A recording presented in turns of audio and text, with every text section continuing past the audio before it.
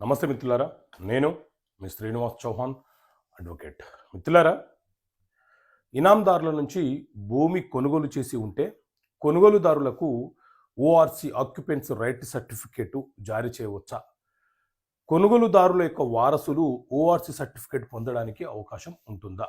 So మిత్రులారా, రీసెంట్గా తెలంగాణ రాష్ట్ర high court writ petition number 14505 of 2010 Bucche versus MD Khaja అనే కేసులో కీలకమైనటువంటి తీర్పునిచ్చింది. ఎవరైనా సరే ఇనాందారుల నుంచి భూమిని కొనుగోలు చేసి ఉండి పొజిషన్లో ఉన్న కొనుగోలు చేసిన వ్యక్తుల యొక్క వారసులు ఎవరైతే ఉన్నారో ఆ వారసులు ఇనాం భూముల మీద ఓఆర్సి ఆక్యుపెన్స్ రైట్ సర్టిఫికేటు పొందే అవకాశాన్ని, హక్కుని కలిగి ఉండరు అని చెప్పి తెలంగాణ రాష్ట్ర హైకోర్టు కీలకమైనటువంటి తీర్పునిచ్చింది.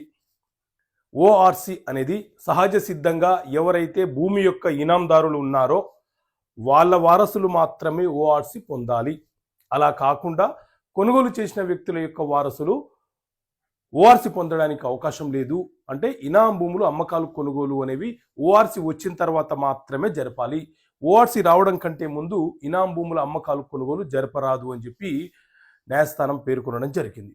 Okay friends, thank you. జై హింద్.